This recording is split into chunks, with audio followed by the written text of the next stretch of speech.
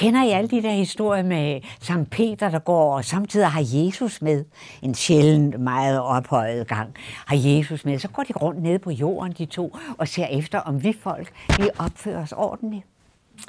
Og sådan som vi skal ifølge Bibelen og påbuden, og hvad der ellers findes af regler. Og så siger vi, det er jo noget, som de har fundet på. Men det passer ikke. For jeg kan en gammel historie, og den er utrolig gammel. Meget gammel. For den er helt fra de gamle græske guder. Og de var der faktisk før Jesus kom til jorden, eller blev født, eller fløj tilbage, og så videre. Lang tid før, der sad, jeg ved ikke rigtigt, om det gik sådan for sig, men i hvert fald så tog Zeus, han tog ned til jorden, for at finde ud af, om menneskene de var, som menneskene de burde være.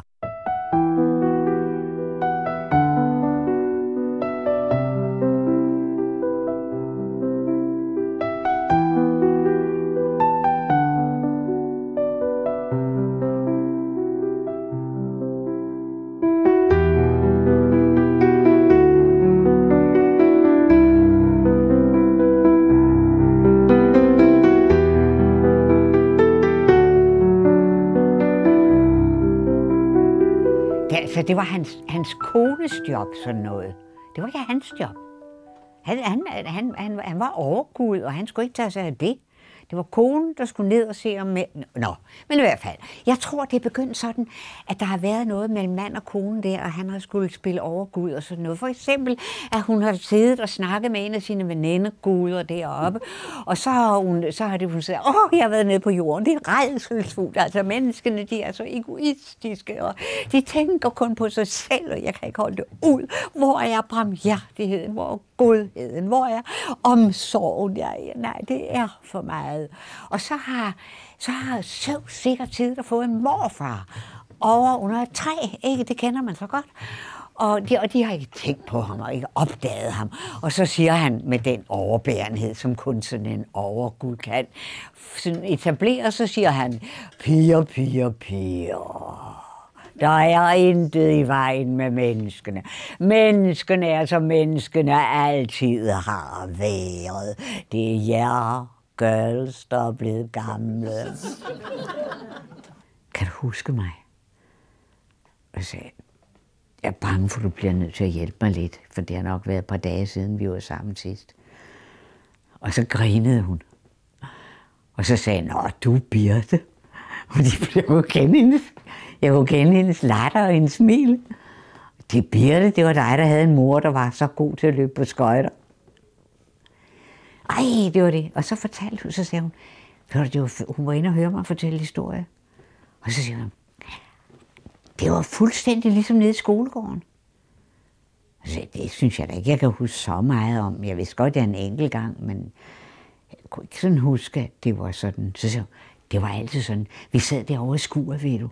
Og så, når du var på vej over, så sagde hun, nu lader vi, som om vi ikke har noget at snakke om. Og så kom jeg over, og så når der var den der stillhed, og vi bare sad der, så synes jeg jo, at det her, der kommer ind, det er nøjagtigt det samme publikum i dag, ikke? Så havde jeg jo publikum, og jeg havde altid et eller andet, jeg havde digtet på vej til, eller fra skole eller noget, ikke? Der var meget mere gang i digteriet dengang, end der er i dag, det bliver jeg nødt til at sige. Så bliver konen sur, hvilket man jo sådan set godt forstår. Og så siger hun, lad være med at udtale om noget, du ikke har forstand på. Så siger han, hvad har jeg ikke forstand på? Har jeg ikke forstand på mennesker? Jeg er overgud for mennesker og guder. Ja, siger konen så. Og det er det, der er det pinlige ved det. Du aner ikke, hvad der foregår i menneskenes hjerter. Du aner ikke, hvad der foregår mellem ørerne på dem. Det eneste, du ved noget om, det er, hvad der foregår mellem benene på visse meget veldrejede piger, ikke en dag over 18 år. Så bliver han sur, og så siger han, jeg har ikke rørt en dame i 100 år overhovedet. Jeg har været der trokone. Og det eneste, hun svarer, det er sådan noget i retning af,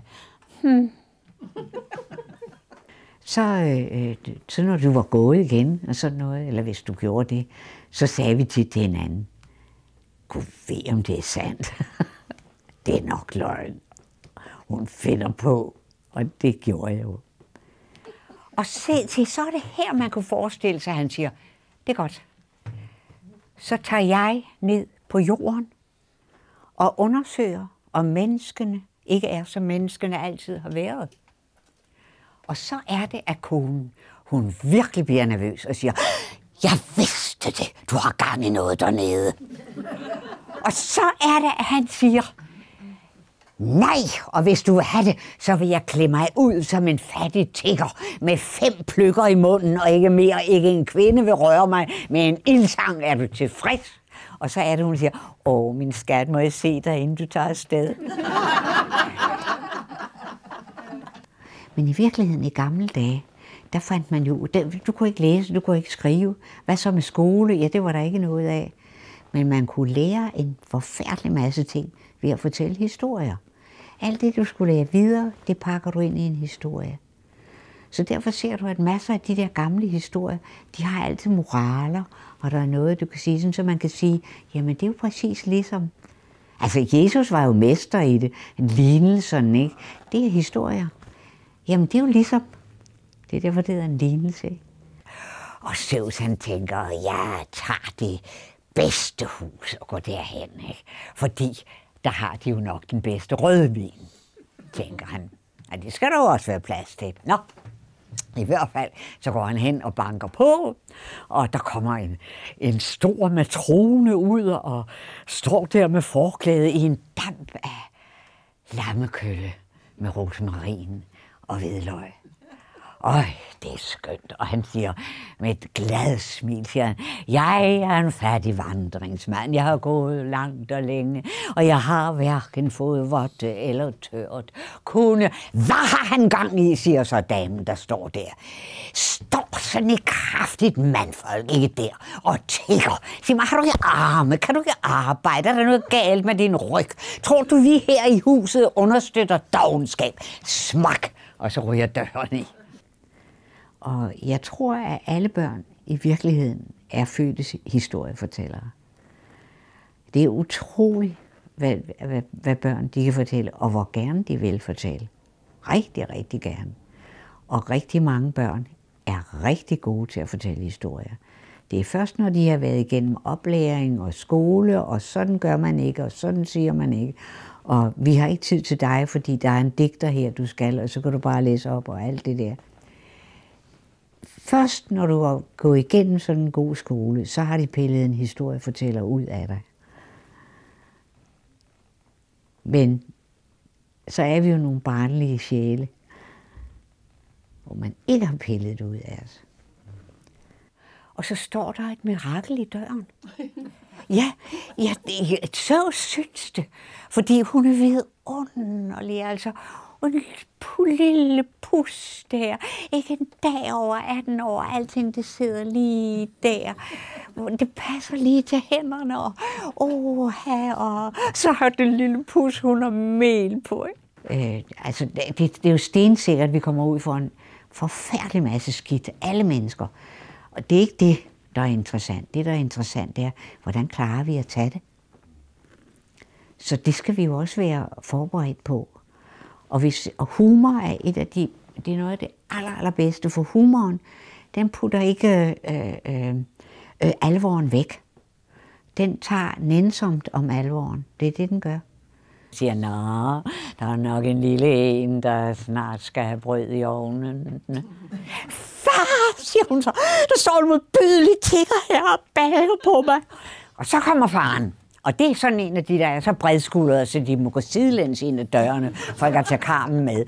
Og han går uden overhovedet at sige noget, eller må jeg få lov, eller noget, hen og giver Zeus en knytnæve i maven, så Zeus han taber luften, falder ned på torvet af de 2 trin, der er op til døren, og bliver rasende.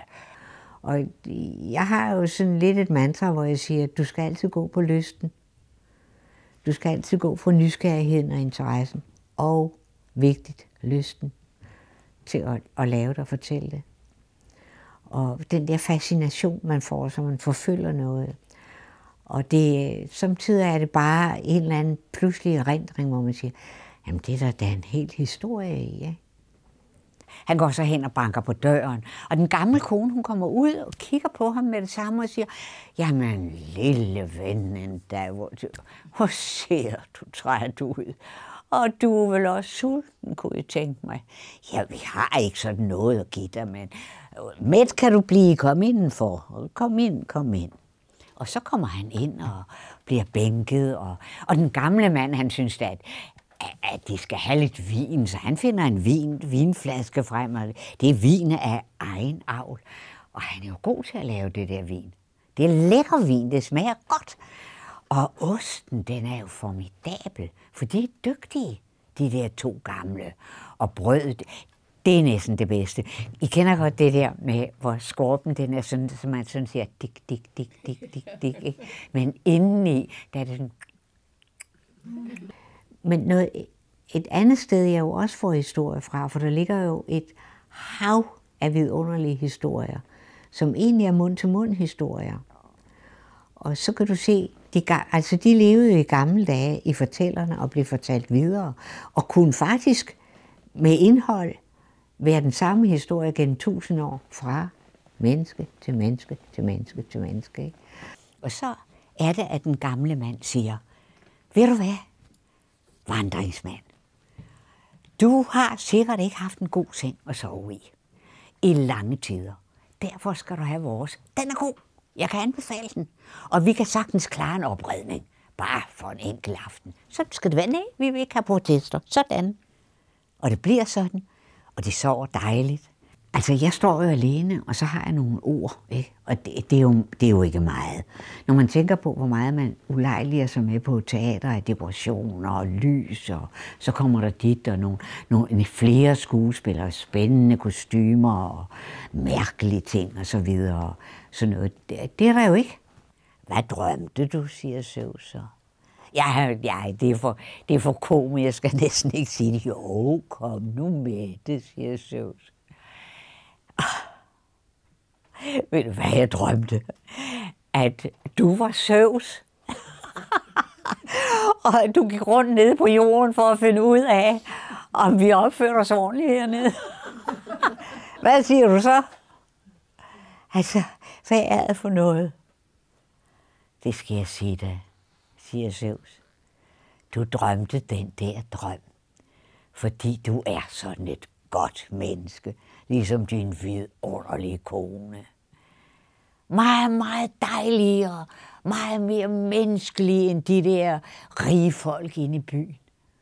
Og I har givet mig den dejligste seng. I har givet mig det dejligste måltid. Derfor drømte du den drøm. Nå ja, så drømte du den også, fordi jeg er Zeus. Og lige pludselig, så kunne de godt se det. De kunne godt se det. Og efter at have holdt vejret, jeg ved ikke hvor lang tid, så brum, så falder de ned på deres knæ. Og Zeus siger, lad være med det der. Det kan jeres knæ overhovedet ikke holde til. Op og stå, op og sidde. Og I skal tage tid. For nu skal I have en gave af mig. Og det kan I overhovedet ikke fænge, hvis ikke det er sådan. Så du kan få publikum til simpelthen at lave halvdelen af arbejdet.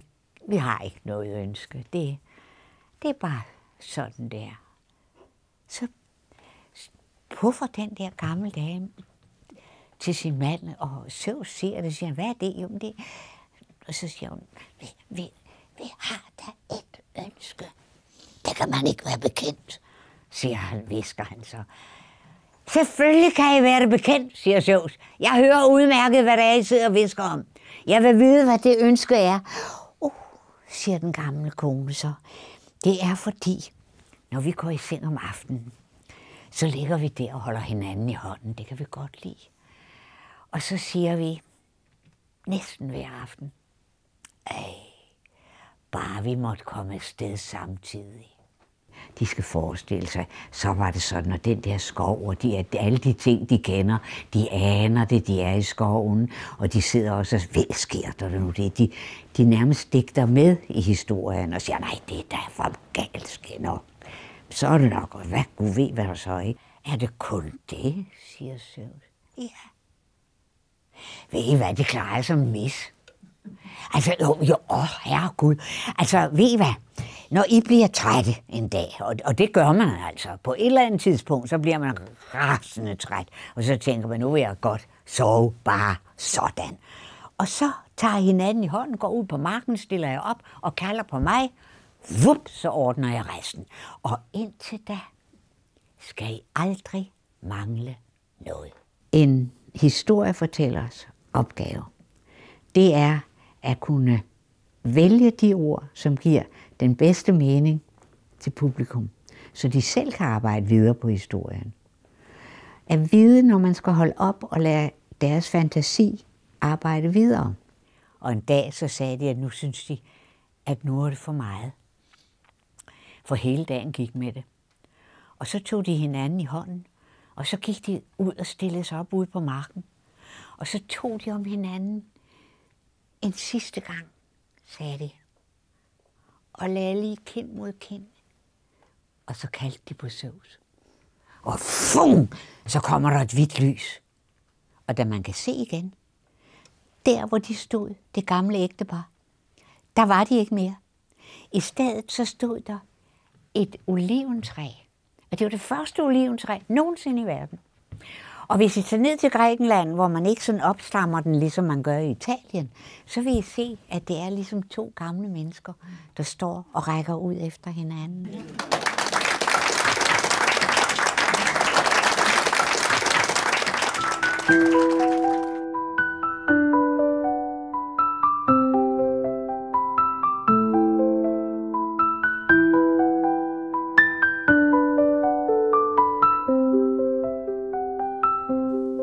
Jeg kan huske en historie. Jeg fortæller den i dag, for jeg synes, den er sjov. Og det var, fordi min mor læste et eventyr om en prinsesse, der havde fået en guldbold, og så var der noget med en frø. Og den var forfærdelig sådan moralsk, at hun skulle lære at opføre sig ordentligt, og nu skulle hun lære at blive et ordentligt menneske og sådan noget. Ikke? Og der var alt for meget pegepinger, og jeg synes, den var ulidelig. Jeg kunne simpelthen ikke lide den. Og de voksne indover og sådan noget. Og så digtede jeg den om. Jeg har fået en guldbold af min far. Gammel. Men den her lille prinsesse, hun fik sådan en idé. Fordi hun havde en lille hofdame. Og så gik de ned i haven, gjorde de så. Altså, det var jo virkelig en kæmpestor park. Og dernede, der var græsset. Det skulle først slås i morgen, og så græsset langt sådan, ja. Og derfor så kunne man kaste guldbolden, og så landede den i det bløde græs, uden der skete noget, ingen buler.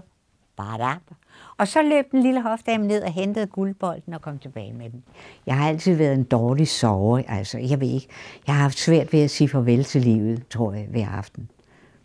Og det har forfulgt mig hele mit liv. Men som lille fandt jeg så på at fortælle historier for mig selv. Det gjorde jeg så. Det vigtigste overhovedet i sådan et landskab, det ved vi godt være, det er en brønd. Og sådan et sted, når det nu er til et slot, ikke, så er det sådan en rigtig god klassisk en, sådan med store sten, kampesten og sådan muret op og hejseværker ned og op og alt det der, ikke? Og dernede, der kaster hun også på. Den røg bolden. Jeg er den yngste af 4. Og mine søskende, de fortalte historier. Alle sammen. Så min søster Kirsten, hun sagde til mig på et vist tidspunkt, hvor jeg var gået godt i gang med at fortælle en historie, så sagde hun, Vigga. Altså, der er nogen, der fortæller, og der er nogen, der lytter. Forstod du det? Bolden, den rører ned, og der lyder et skrig. Det er nu ikke ret højt. Det er et frøskrig, så det er ikke så højt. Og så kommer der en lille frø op, som siger, er du rigtig klog, er du klar over, at du er ved at slå mig ihjel?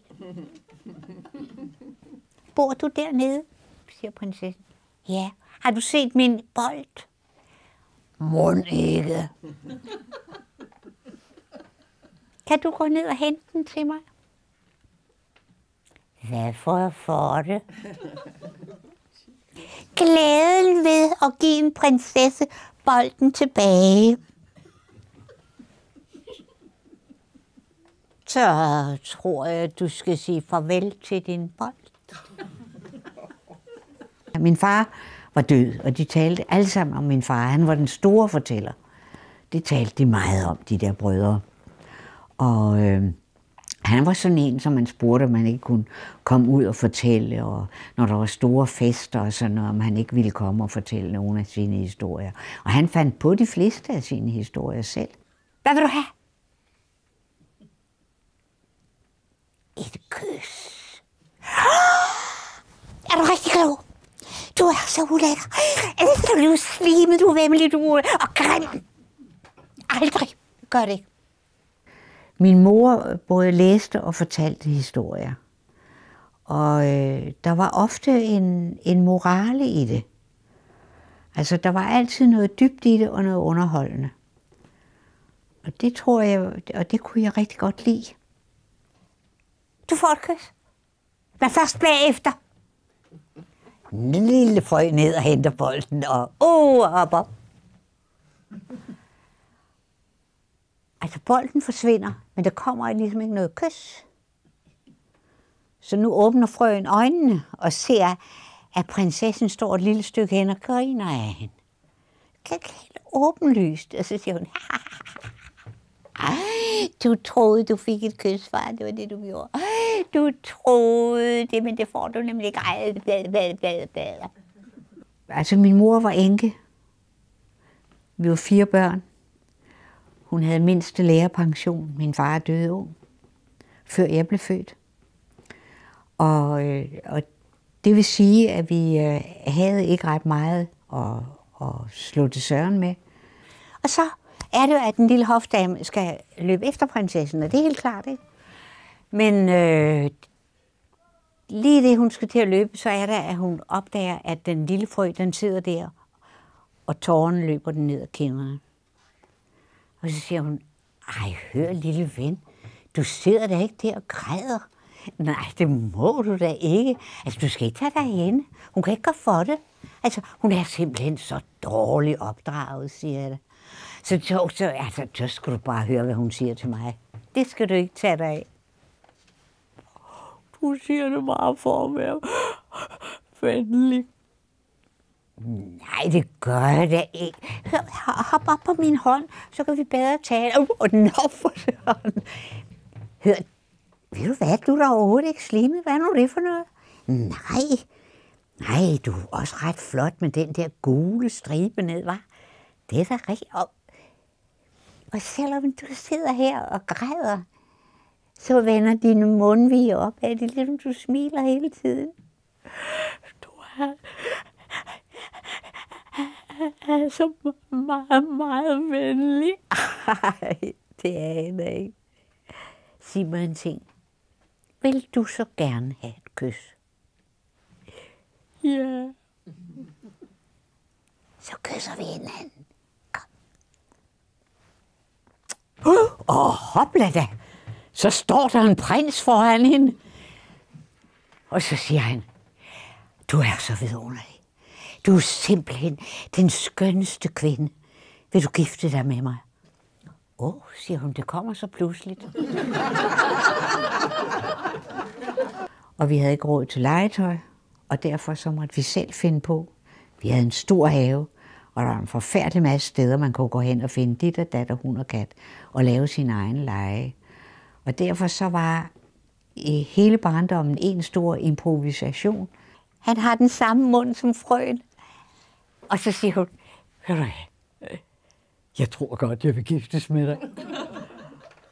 Og så gifter de sig med hinanden. Og de levede lykkeligt til deres dages ende. Og dagen efter, så sidder den lille prinsesse ved morgenbordet, og hun kan ikke synke så meget som en mundfuld. Hun er rasende.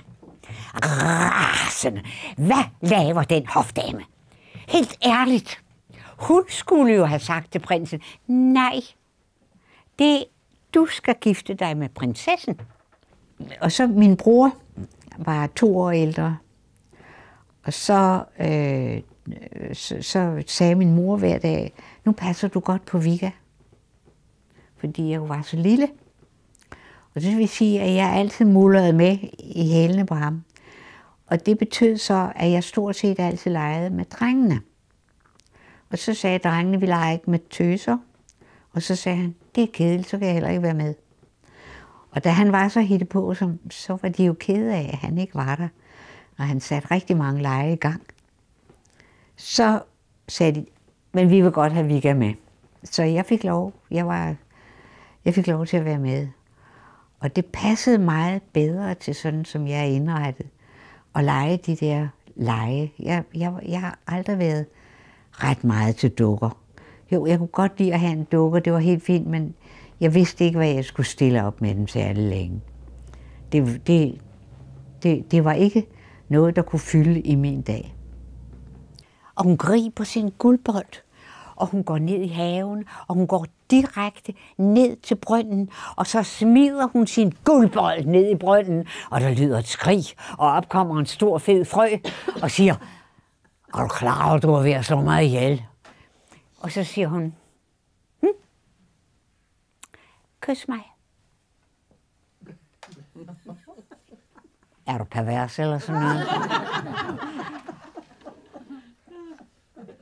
Og så siger hun, jeg gider ikke diskutere. Kys mig. Aldrig, siger frøen. Vap, så griber hun frøen, og så siger hun, det kan jeg godt fortælle dig, hvis du ikke kysser mig frivilligt, så kvaser jeg dig. Siger frøen. Så lad os få det overstået hurtigst muligt. Og så kysser de hinanden. Hui! Og hopla! Så bliver prinsessen til en frø.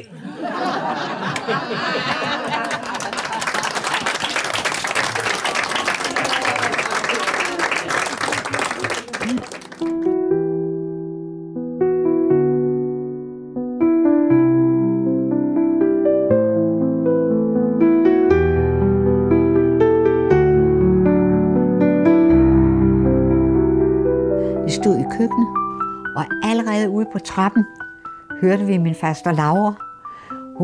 Vi har sådan en spanioler, der var kommet ind over familien, og hun var meget spansk. Hun lignede sådan en af de der i virkeligheden italienske donnaer, man så senere på film, med slanke taljer og hofter, og jeg skal give dig og sådan noget faster Laura. Ja. Så kom hun gik altid sådan i halvlange skørter, det klædte hende vildt godt. Nå, men i hvert fald så kom hun ind, mor tager sit liv. Og så kom hun ind, så, jamen hvad er der dog sket, lille Laura, sagde min mor, der var et hoved mindre end lille Laura. Nå, hvad er der dog sket, lille Laura, mor tager sit, hvorfor skulle hun dog det, lille Laura? De kom. De gik ned ad Norgesgade. Hvem, lille Laura? Ja, tyskerne, de gik.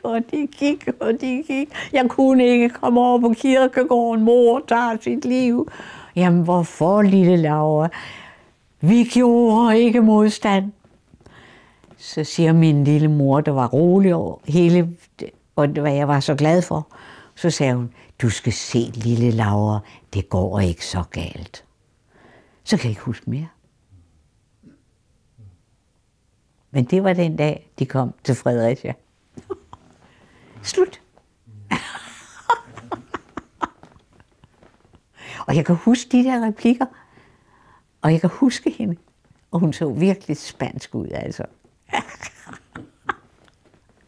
Der var engang en vagt, som sad nede i Tyskland et sted, hvor de havde lavet en ghetto for sådan jøderne. Og der var de så blevet stuet sammen inde, sådan så de ikke skulle komme ud. Men der var altså det ved det, at der var nogle af de der jøder, som man trængte til derude, navnlig til rengøring og den slags ting. Og der var en gammel dame, og hun var inde i huset hos en militærmand i SS eller sådan noget i den retning. Jeg ved det ikke rigtigt. I hvert fald en af Hitlers håndgangende militærfolk. Og konen der, hun kunne ikke klare det, uden at den der gamle kone, hun kom og hjalp, i hvert fald. Plus den unge pige og hvad der ellers var. Vi var også klar over, at der var meget svære ting i verden. Altså krigen spillede en meget stor rolle. Fordi jeg er fra Fredericia, og der var det største kontingent af af tyske soldater overhovedet i Danmark. De var der, vi havde 5 kaserner, og de havde også taget et par af skolerne, og de havde taget et hospital. Og jeg gik på katolsk skole, fordi min lille skole, de havde fået plads i den store katolske skole, fordi vi havde ingen sted at være, de havde taget vores skole. Så vi så også rigtig meget, der ikke var rart. Altså vi så, vores skole førte op til haven ved det der hospital, hvor de kom folk, der havde været i krig og skulle repareres, så vi så alle de der krigsinvalider og de tuberkuløse, som der jo også var en hel masse af, og de holdt til derovre. Og så var der et kapel, og ved Gud, det havde døren ud til vores skolegård. Så når vi sad op i timen, så kom de med deres borgere og puttede dem ind i kapellet. Og det var kroppe bare med et lagen over. Samtidig stak fødderne ud.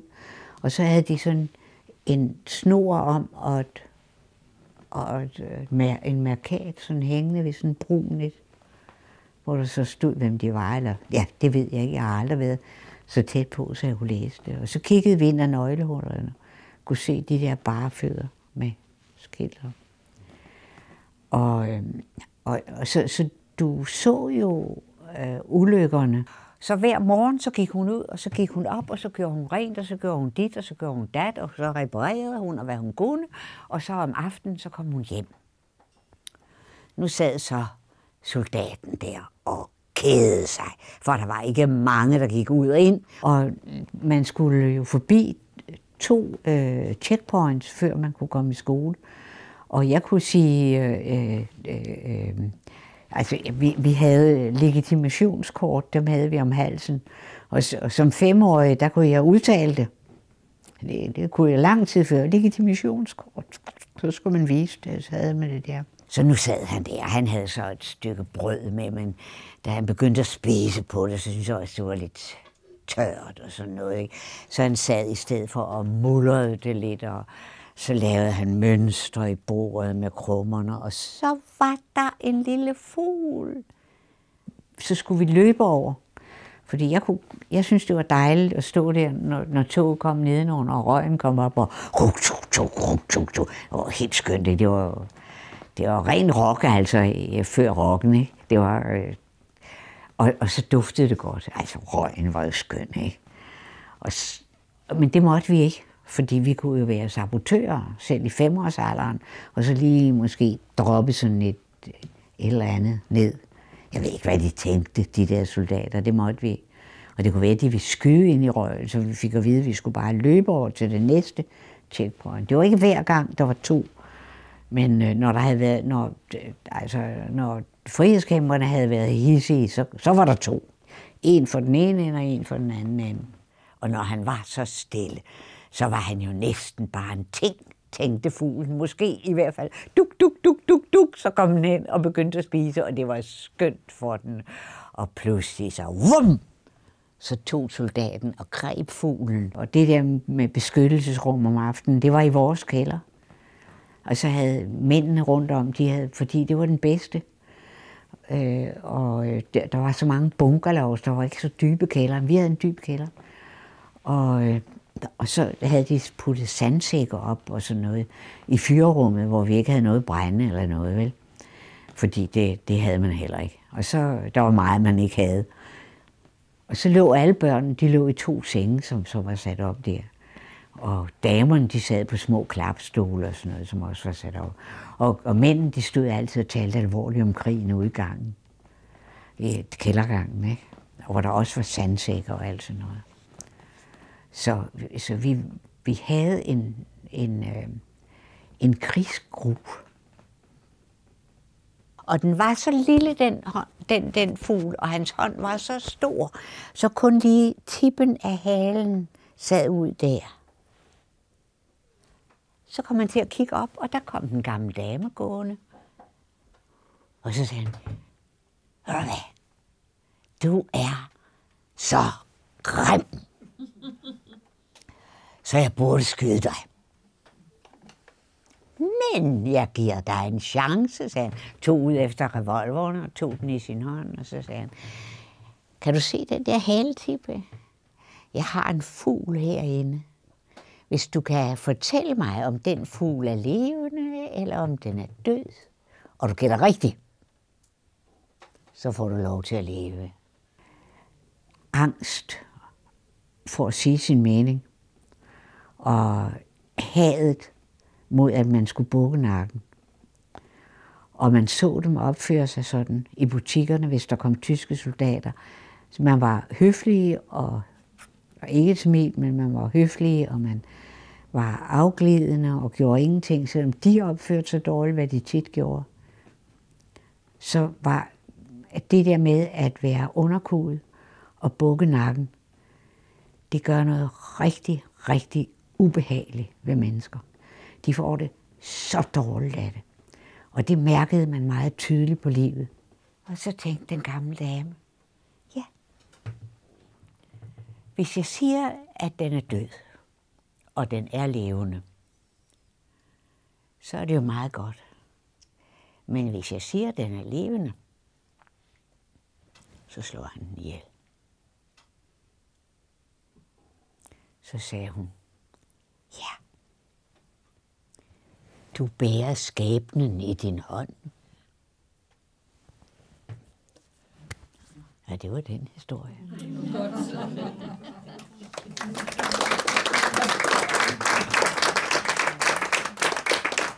Hele befrielsen, som var så modbydelig i virkeligheden, hvor det, de gjorde ved tyskertøsen, og den måde, de tilfældigt altså lod had gå ud over folk, der ikke... Det var tilfældigt, hvem der virkelig fik en masse at høre. Og jeg forstår det godt. Jeg forstår det virkelig godt. Men sådan som jeg ser det, så var det det, der skete med folk. Det var de 5 år, hvor man måtte rette ind. Sådan er der at være besat. Og det har vi glemt alt om i Danmark. Alt. Og det kan godt bekymre mig.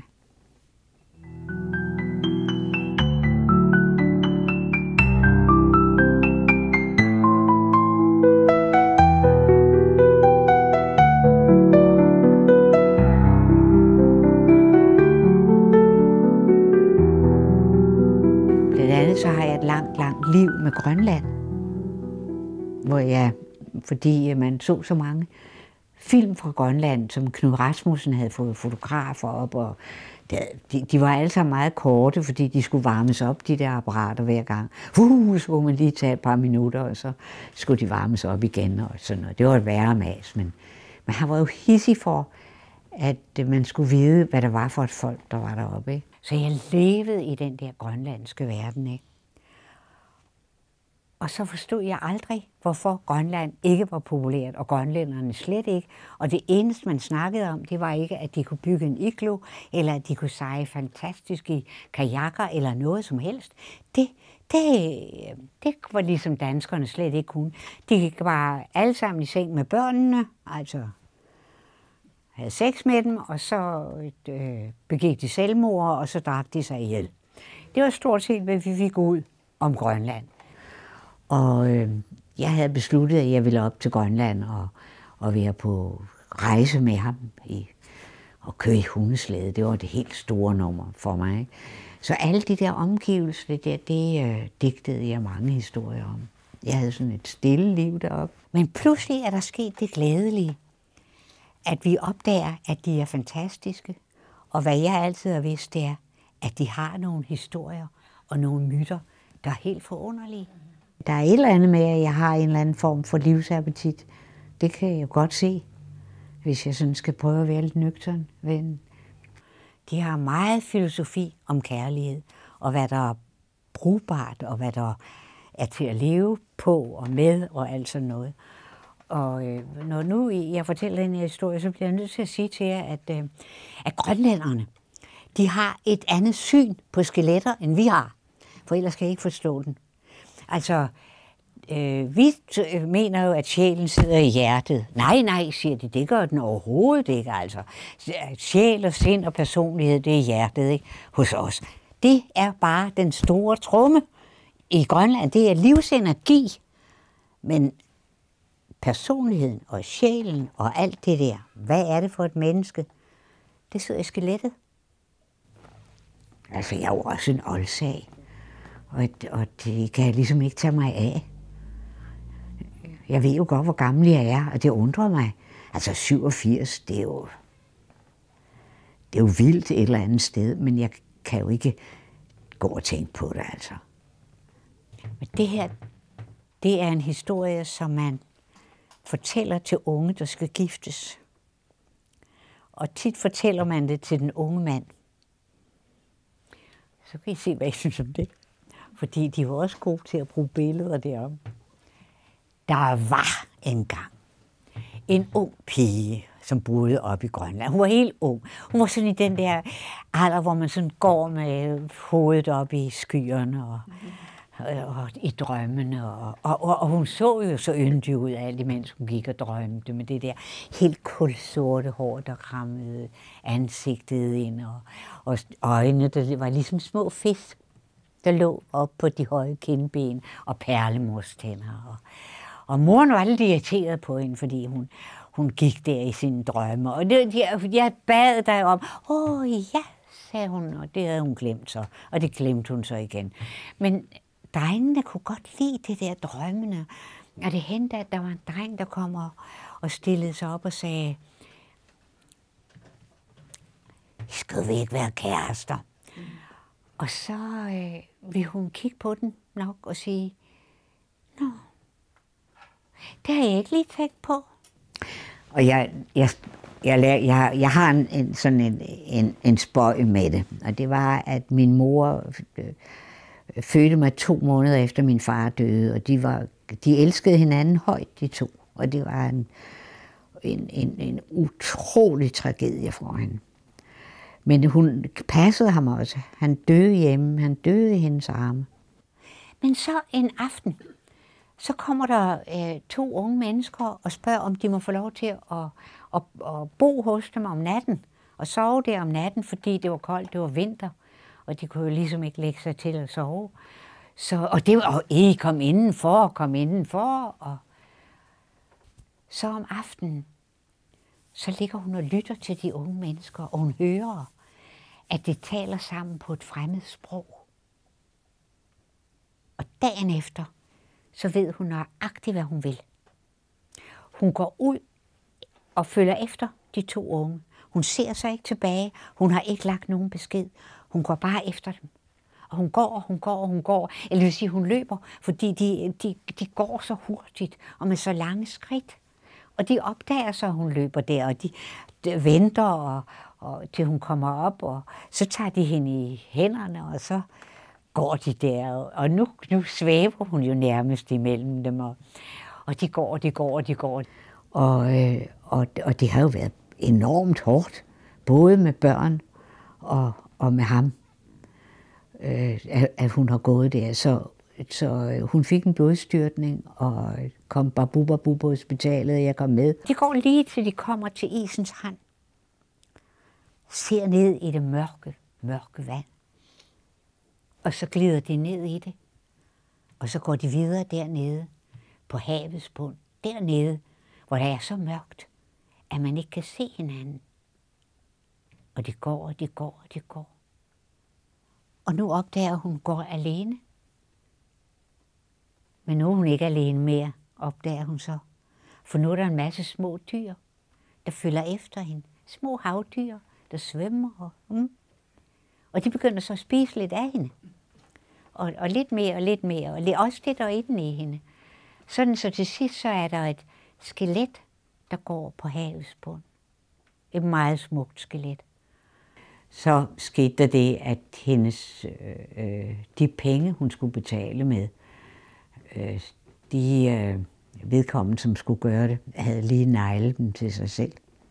Og det går, indtil det bliver lysere, og det går opad, og hun kommer op af oceanet, og ser, at der er jo bredden, og hun går op på land, og nu er der et smukt skelet, der går på land. Og ikke langt væk, der er der nogle hytter. Og fordi hun er så kold, og fordi hun er så træt og så sulten, så går hun ind og råber, er her nogen? Det er sådan, man gør op i Grønland. Man banker ikke. Det er noget, så er man ikke ven. Er her nogen, råber hun. Men de har jo set et skelet, der er kommet op af vandet. Og de ved jo ikke, om det er et godt skelet eller et skidt skelet. Så de siger ikke noget. Nå, så må hun jo gå videre til den anden og råbe ind. Men det er det samme i alle 3 hytter. Og hun blev ved med at bede om at tale med den der mand, og bede om, at han skulle komme, fordi ellers så havde hun ingen steder, og huset måtte hun sælge, og alt muligt, hvis ikke hun betalte sin termin. Og så blev hun så syg. Så ser hun, der er en, der ligger lidt væk, og den er ligesom opgivet af fiskeredskaber. Så hun tænker, det er der, hvor den gamle fisker bor. At hun kan se, at han er gammel, for de fleste af redskaberne, de er lidt i stykker og sådan noget. Men de er der jo stadigvæk og har stået og forfaldet. Han fisker ikke mere. Han er blevet for gammel. Og da hun nærmer sig hans hytte, så kommer han ud og tager imod hende og byder hende indenfor. Og han giver hende sin egen seng og ekstra tæpper. Men hun fryser og fryser. Så giver han hende varm suppe og mere brænde på ovnen. Men hun fryser. Hun kan slet ikke blive sig selv. Så tager han sin store tromme og begynder at spille. Dunk, dunk, dunk, dunk. Trommen skal spille i dit hjertes rytme. Jeg giver dig min varme, jeg giver dig mit mod. Livet i dine år skal banke i dit blod, og morgenens sol skal møde dig varm. Bum, bum. Og han spiller, og han bliver væk i sin musik. Og så sker der noget med kvinden. Så jeg var kronisk sulten. Så jeg skreg meget, så de puttede mig ind i et lindeskab, fordi så kunne man ikke høre mig så meget. Og der lå jeg så fra 20. oktober til 23. december.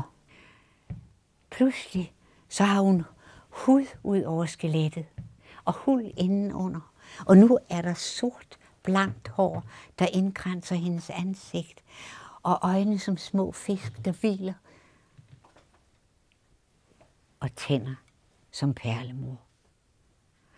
Og så er der en ung kvinde, der rejser sig op i sengen, fuldt færdig. Og hun ser, at den gamle mand, han er ved at segne. Og så blev det taget frem en gang imellem, når hun var sådan ved bevidsthed og kunne se, om der var en anelse mælk i de der bryster, som ikke kunne noget som helst. Jo.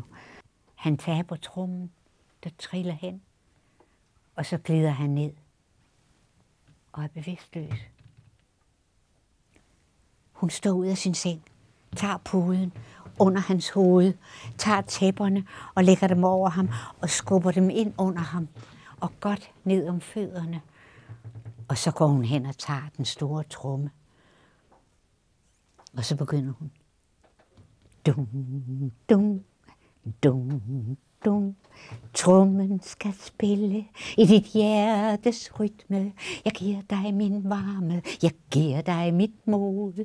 Livet i dine år skal banke i dit blod, og morgenens sol skal møde dig varm. Og så spiller hun og danser, og hun bliver væk i sin musik. Og alt imens, så sker der noget med den gamle mand, fordi hans rynker glatter sig ud, og han bliver helt fin, og han bliver yngre og yngre og yngre, og hun ser det, og hun spiller, og nu er han lige så ung, som hun er, så holder hun op.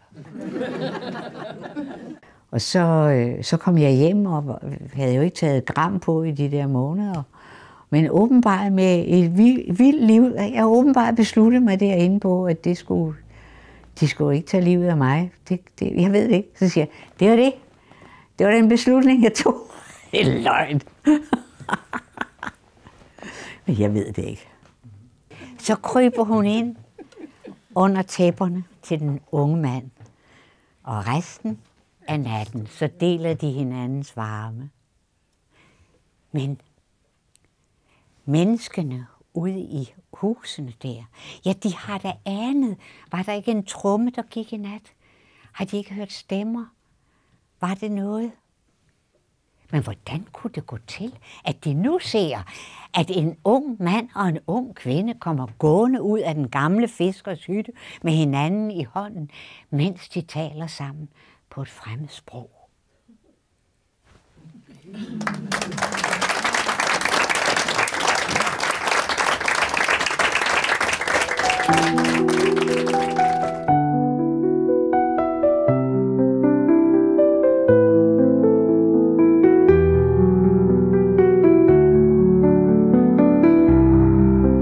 En af de bedste komplimenter, jeg har fået, det var forleden dag, så kom en kvinde op, og så sagde hun en hel masse søde ting.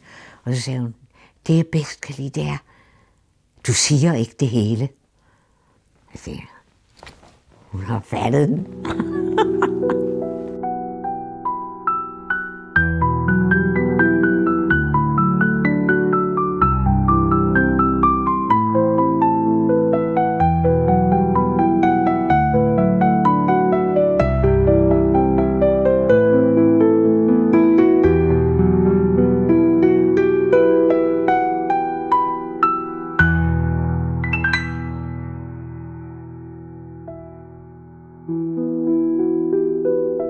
Så længe de direkte spørger og gerne vil høre mig og gerne vil have mig igen, så bliver jeg ved.